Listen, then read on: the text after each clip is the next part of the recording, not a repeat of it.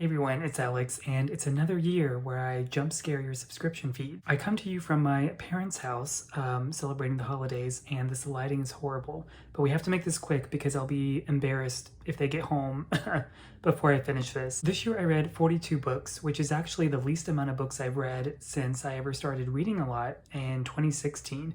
I think ever since then I've read at least 50 books a year, and I'm attributing a lot of that to a lot of my traveling this year. So I've been to Iceland, Japan, and hiking the Alps in the perimeter of Switzerland, France, and Italy. So all of that was a lot of fun. And throughout the year, I was lucky enough to meet some special guests, like seeing Matthew and Claire again while doing a brief visit to New York City, as well as meeting my friend Chris for the first time, who is not on BookTube.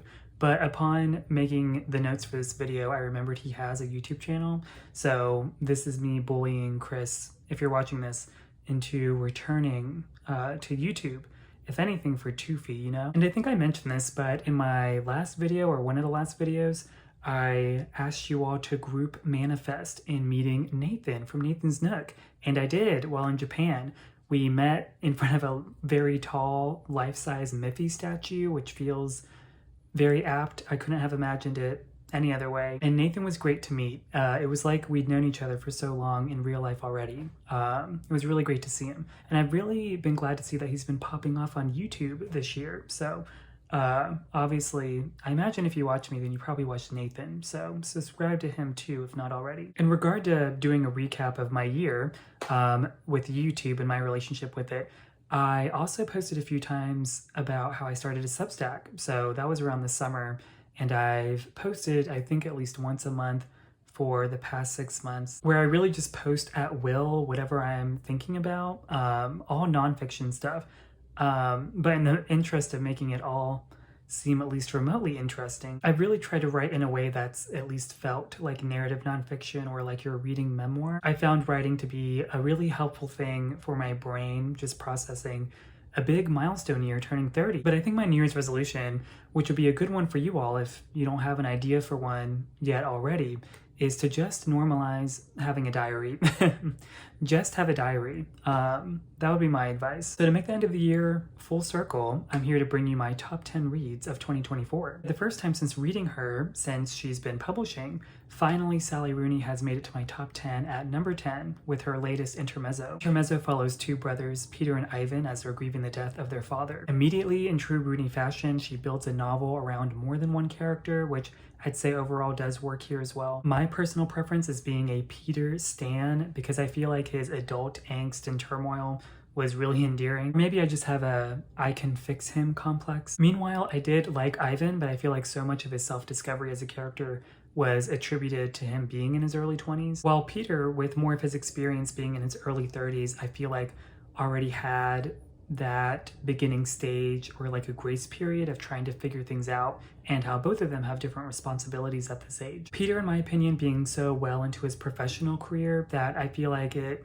made his part of the novel more about how he can maintain and sustain the relationships he's already built for years. Meanwhile, while I feel like Ivan's relationships are preoccupied by definition, collaboration, and I'd even say strategy. Ivan's development being primarily through his prowess with chess, which is the main storyline that serves as the glue of holding the story together. Which, to be honest, I didn't really care about the chess stuff. I feel like it was just a way to give the story a sense of time. My conspiracy is that it felt like an add-on, the whole chess story being a editorial suggestion based on Rooney's past novel, Beautiful World, Where Are You? Where in that novel, to me, it felt like Rooney was having her characters have similar existential crises, but it had no way to situate itself in any real-world complications or consequences. But either way, at a story level, I feel like Intermezzo is more successful, not only because of the chess stuff, but I feel like it does execute more about what it's trying to summarize, what it's trying to say. Especially grief kind of being the placeholder of what keeps the rhythm of life going. It is my hope, though, that Rooney's next novel will be more about a singular voice and just one character, because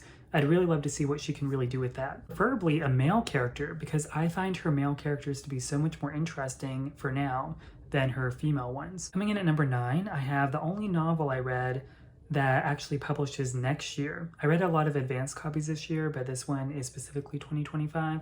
and that is Open Heaven by Seán Hewitt, which to some may come as no surprise that Seán Hewitt is featured here since he was previously in one of my top 10s for the past few years with his nonfiction work, All Down Darkness Wide. Open Heaven follows a boy named James as he's reflecting on his youth falling in love for the first time with another boy, which tragically is a tale as old as time. That being said, I feel like this is a book just based on that synopsis alone in which it is a bit oversaturated with how many books are already out in the world. But what sets Hewitt's novel apart among the rest for me is how James as a character awakens to other things based on the love for this other boy, inviting aspects of masculinity, jealousy, and sympathy. Especially with masculinity, I feel like Hewitt reports and commentates on so well. At times, James as a character feels this literal physical response in wanting to comfort this other boy that he's gotten to know. As two boys in adolescence together, they have to think about who they will become as men when growing up into adulthood, being people like a father or a brother. These inklings of thought that James has feel so lucid, like even though he's talking about the past. But even then, memory can betray us if we dwell on it too much, if not remembering how memory can empower us to feel at most peace with ourselves too. As expected, just on a sentence level, I feel like Hewitt is a master, now not only in nonfiction, but fiction as well, demonstrating a quality of skill to me that is both sensitive but not stiffened to being solely sincere. It's writing that truly leaves me in awe at being beautiful without sacrificing the directness that I prefer my character's internal monologue to be conscious toward. Speaking of other authors I've had appear in my top 10s in the past, I have another one,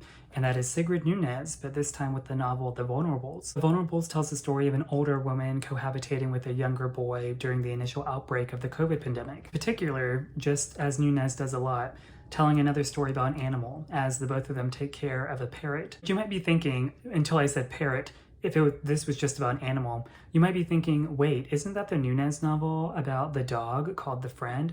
Which you probably suspect correctly, since I will admit it feels like by now, this being my third Nunez novel, that a lot of the time her musings and meditations feel a bit repetitive, especially when featuring the symbolism of the relationship toward animals. But you know what? She does it so well every time that I love it. I feel like one thing that The Vulnerables does uniquely talk about is the binaries between generations of age, because I think ultimately what Nunez is asking is, what is an accumulation of years? She even references some nonfiction nods in here, like The Years by Annie Ernaux, while also talking about her own reading toward novels she's loved and kind of wants to imitate, like The Waves by Virginia Woolf, which is a novel I also love. And I like that Nunez never writes in a condescending tone. I feel like she's always at will to really engage any type of reader that might read her books, or even thinking of her characters, how she doesn't undermine the younger character versus the older narrator. If you've never read Nunez before, I would still recommend reading The Friend first about the dog, but if you're like me, once you start, you just can't find yourself stopping reading her books. Also, I just have a feeling, but Sigrid Nunez would do so well on the tarot side of TikTok, you know? It's just a feeling I have. For the next book, I've seen it on a lot of top 10s this year, and that is All Fours by Miranda July. Since I had a Tumblr in the early 2010s, I feel like that does grant me the authority on saying I feel like I know Miranda July. I've read her short story collection because I heard about it on Tumblr, I think, and then I read her novel, which I think must have come out nearly 10 years ago, or at least almost, because that's whenever I read it, whenever it was first published. Because if you don't know, Miranda July is an interdisciplinary artist, so she recently came out with the movie a few years ago, Kajillionaire, and she's done a bunch of other movies and just a bunch of other stuff. All it takes is one peek at her Instagram and you can tell she's just a very artsy and willing person to really dabble in anything. And I'm glad to say, I feel like with All Fours, she's greatly improved her writing game. All Fours follows a mid-40s woman as she itinerizes a self-discovery journey. You could also describe it offhandedly that it's about a woman that just found out what compulsory heterosexuality is. And our narrator goes through a lot of phases in the novel, like meeting a lot of people, staying in yesified motels, and has a strong interest in writing. Through all of this, I think what endears most people about this novel is how it's written. For the average reader, I would say it's unfiltered and pretty graphic, but that's not to say it's stream of consciousness or unanticipated. The voice of our narrator is so secure in outlining her desires and how much she believes in the power of interaction, whether with herself or other people. I've always had this feeling, whether with Miranda July's novels or also her movies that I mentioned, that with all of them, it's pretty unanimous that it has this overwhelming tenderness. And I kind of wonder if it's just a matter of timing. Not to say that All Fours isn't something special and great,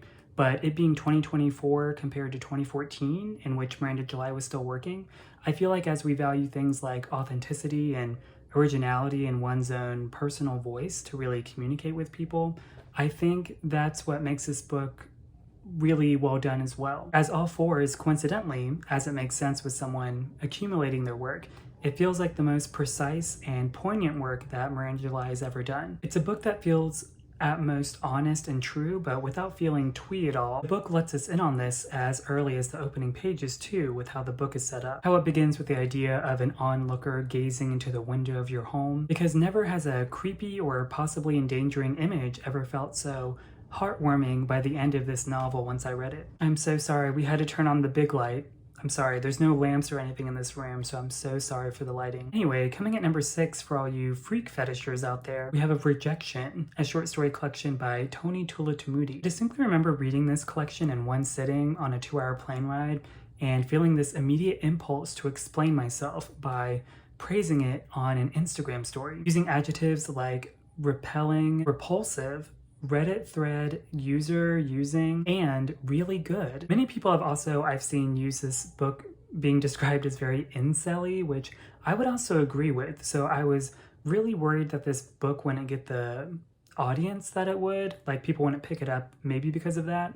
But then 2 weeks later or so, I think it was longlisted for the National Book Award, which when I heard that, I was like, oh. But then also because of the content of the book, I was like, oh. I will say that some of these stories are connected and linked, but even if they weren't story-wise, they definitely are in a perverse tone-wise. As you might expect, all of these characters deal with some form of rejection, usually through some kind of unreciprocated gesture of romance. And the reason I kept reading these stories so quickly in succession was because I couldn't help but wonder, maybe the next character I would read about would have some kind of redeeming quality. These stories really trick you because you think at some point a character might learn something about themselves, because I would say these really are self-aware people. Because what makes the story so devilish is the language, sure, but I feel like a big part of it is what is it about the choices people make that becomes so alienating? Tulathimutte being so good at placing the responsibility upon a reader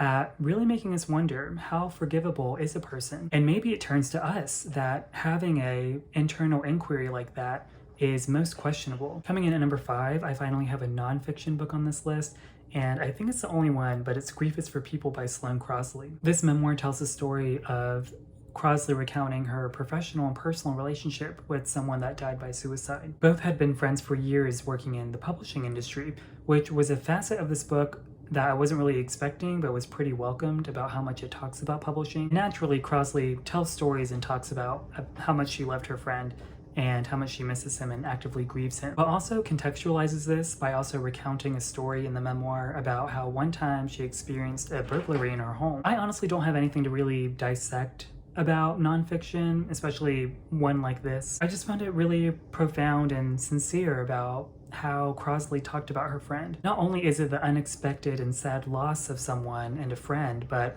also the loss of the formed relationship of a friendship and what to do with that. As someone that already loves novels on the theme of friendship, then it makes sense that I really loved this as well. And if the genre of a grief memoir interests you at all, then I would highly recommend this. Up next, I have Abigail by Magda, Szabó, translated from the Hungarian by Len Rix. This novel tells the story of a young girl named Gina banished to boarding school. This is prompted by her father, which, as we learn, is involved with the backdrop of this novel being set in World War II. I sometimes have a hard time with novels featuring young protagonists, but through Gina, I really loved her voice, and through all of this, it's a testament to the stewardship of Magda Szabó, writing her in a way in which these revelations about her father are these little epiphanies of understanding the very serious backdrop of the context of the story that I mentioned earlier about World War II, especially as herself and her classmates idolize a statue at their school named Abigail, who they believe to be able to fulfill wishes when asked. The novel carries you through humorous but oftentimes profound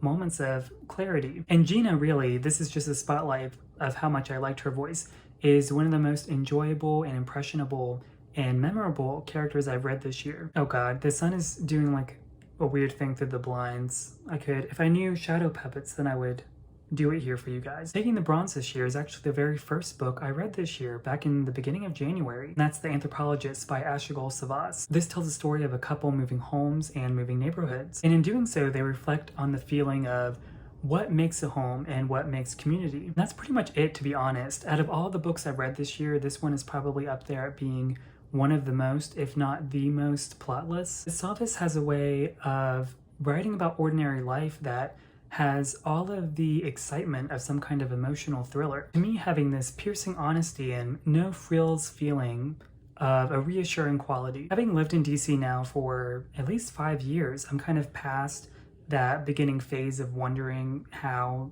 I feel in the city and interacting with it, making me think about how do I build my own community and doing that consciously.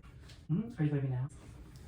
Sorry, that was my team. It's really hard to explain, but it's a book I obviously highly recommend, but I'll read a quote or include it here in a second once I'm not so overstimulated with everything going on. Okay, we gotta speed this along. So coming in at number 2, we have Lies and Sorcery by Elsa Morante, translated from the Italian by Jenny McPhee. This novel is told from the perspective entirely by a girl named Elsa, reflecting on her childhood and notably how she feels like her mother has been horribly mistreated. The theme being that love ruins everyone's lives. And in the span of 800 pages, we get as many run-on sentences and all hypothetical questions about love and the self, folding inside it out the concept of love over and over until it beats you over the head practically, which for Elsa is conflicting because she's the product of the relationships of these people. If I remember researching correctly, I think Lies and Sorcery is a reprint of the unabridged version of the first version of this novel by Morante. So the endurance is certainly there, but I feel like if you think about a theme like love, wouldn't it make sense in the grand scheme of things of wouldn't that always be something unabridged anyway? Because even if it feels like Elsa is being repetitive, she is still keeping us together by explaining a linearity toward how her mother met these people and how they essentially ruined her life and also now Alyssa's life. And the most interesting aspect I found being how easy is it for love to blur into something like jealousy? And if maybe these themes or the context maybe sounds a little familiar, especially being about a Italian family in an Italian book, you probably suspected right that if you haven't heard that this book is actually the blueprint of what inspired Elena Ferrante to write her novels, in particular the Neapolitan novels. And the Neapolitan novels being my favorite book series, or I would even call my favorite book if we were to imagine all 4 books just being one book. As those being my favorite, I'm a bit biased toward this being my second favorite book of the year since I knew I'd probably love it from the beginning. It really is remarkable how Ferrante turned this story into essentially, it's so easy to tell what inspired the events of the Neapolitan novels. And it's really beautiful to read. And I just really loved the experience. I really loved this book and it kind of felt like Stockholm Syndrome a little bit if you're into that. Hi, this is editing me and I noticed looking through my notes whenever I usually write notes on my phone and then make them more in-depth, I described Lies and Sorcery in summary as the obliteration of the heart. So, take that for what you will. Last but not least, my number 1 book of the year is Another Country by James Baldwin. I think this is my 4th Baldwin I've read, and my number 1 is still Giovanni's Room, but I think Another Country would be second place. This novel tells the story of multiple characters, but pretty much all under the concern of one specific character. This other sole character is actually the one that takes up the whole first 100 pages or so of the novel, which I would say is probably my favorite part of the book. You immediately feel how Baldwin creates this world, in particular being late 1950s in New York City, and how Baldwin introduces this sole character, Rufus, with this gentle suspiciousness, but also generous sympathy. Baldwin being able to make these fully formed characters because I'm always surprised at the turn of a hat how I feel bad and happy for them. Meanwhile, we get introduced to the other characters who think about Rufus in particular based on the events of the first 100 pages, and they all feel as fully formed as well. And that's what life is all about to me, being this domino effect of characters, 6 degree of separations, how people know each other, and I feel like Baldwin has always been really good at that. The characters have their own likes and dislikes, especially about each other. Baldwin's dialogue having this timeless quality that I think he truly understands how people even talk and think about each other today, whether about social issues, confessional truths, even virtue signaling. And none of those thoughts even technically reach their full consciousness in the novel, which I actually really like, because it doesn't feel like it withholds anything. I think it only makes most sense how characters are selective, like real people, about what we share with each other, and how we have our own biases and ways in which our backgrounds with life experience shape how we project onto each other. Baldwin being able to really shape the difference between what a character is thinking and what they really say to each other. When certain characters would interact, I would feel myself becoming nervous about what would happen. And these values and thoughts and opinions they hold so dear, especially in the context of the 1950s, is really so fascinating, because I feel like